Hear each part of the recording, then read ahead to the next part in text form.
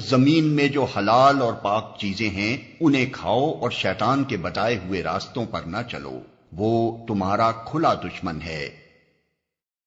ہوئے راستوں پر نہ چلو۔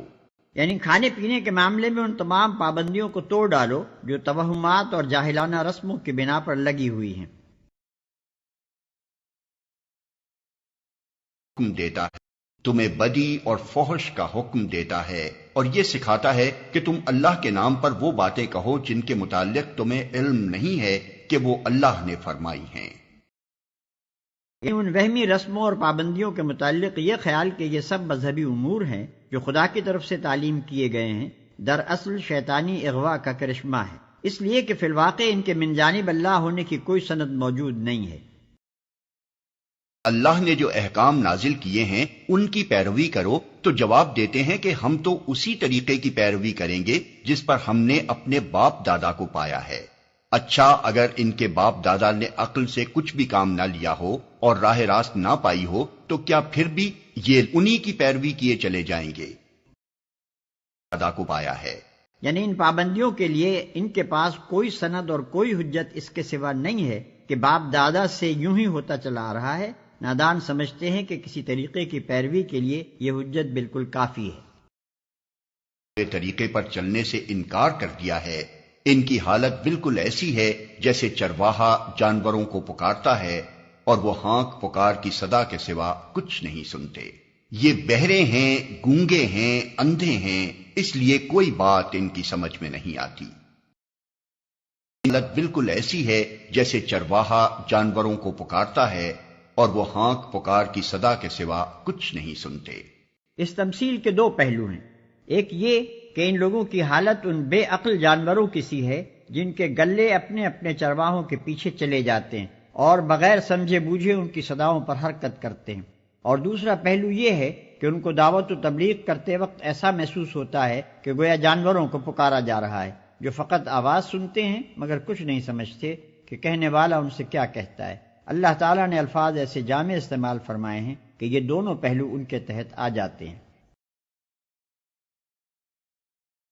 حقیقت میں اللہ ہی کی بندگی کرنے والے ہو تو جو پاک چیزیں ہم نے تمہیں بخشی ہیں انہیں بے تکلف کھاؤ اور اللہ کا شکر ادا کرو۔ یعنی اگر تم ایمان لا کر صرف خدائی قانون کے پیرو بن چکے ہو جیسا کہ تمہارا دعویٰ ہے، تو پھر وہ ساری چھوت چھات اور زمانہ جاہلیت کی وہ ساری بندشیں اور پابندیاں توڑ ڈالو جو پنڈتوں اور پروہتوں نے، ربیوں اور پادریوں نے، جوگیوں اور راہبوں نے اور تمہارے باپ دادا نے قائم کی تھیں۔ جو کچھ خدا نے حرام کیا ہے اس سے تو ضرور بچو، مگر جن چیزوں کو خدا نے حلال کیا ہے انہیں بغیر کسی کراہت اور رکاوٹ کے کھاؤ پیو۔ اسی مضمون کی طرف نبی صلی اللہ علیہ وسلم کی وہ حدیث بھی اشارہ کرتی ہے جس میں آپ نے فرمایا کہ جس نے وہی نماز پڑھی جو ہم پڑھتے ہیں اور اسی قبلے کی طرف رخ کیا جس کی طرف ہم رخ کرتے ہیں اور ہمارے ذبیحے کو کھایا، وہ مسلمان ہے۔ مطلب یہ ہے کہ نماز پڑھنے اور قبلے کی طرف رخ کرنے کے باوجود ایک شخص اس وقت تک اسلام میں پوری طرح جذب نہیں ہوتا جب تک کہ وہ کھانے پینے کے معاملے میں پچھلی جاہلیت کی پابندیوں کو توڑ نہ دے اور ان توہمات کی بندشوں سے آزاد نہ ہو جائے جو اہل جاہلیت نے قائم کر رکھی تھی، کیونکہ اس کا ان پابندیوں پر قائم رہنا اس بات کی علامت ہے کہ ابھی تک اس کی رگ و پے میں جاہلیت کا زہر موجود ہے۔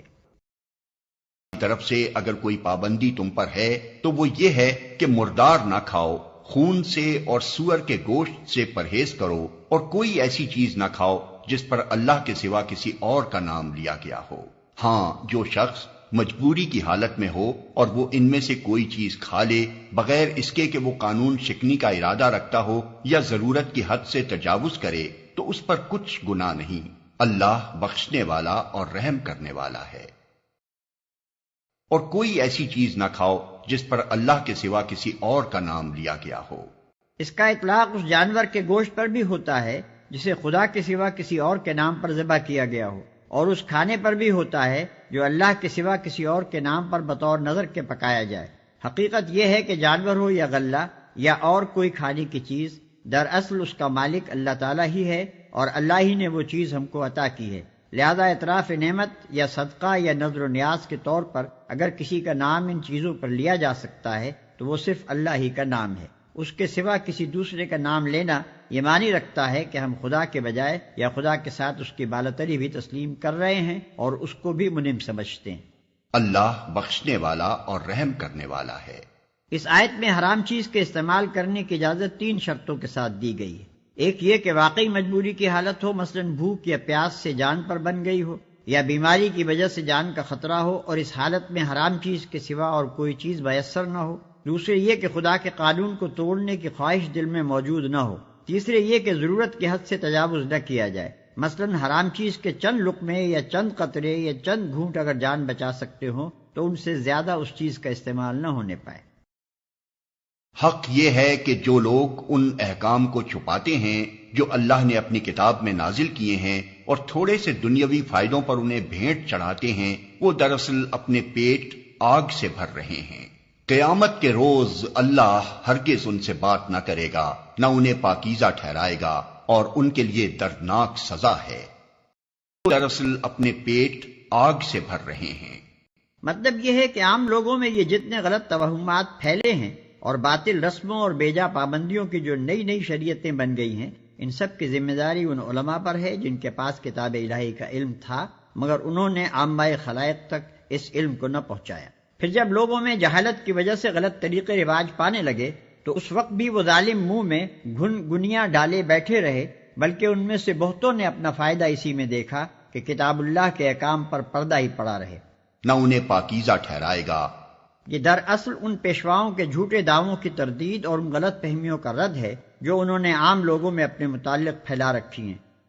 یہ وہ لوگ ہیں جنہوں نے ہدایت کے بدلے ضلالت خریدی اور مغفرت کے بدلے عذاب مول لے لیا۔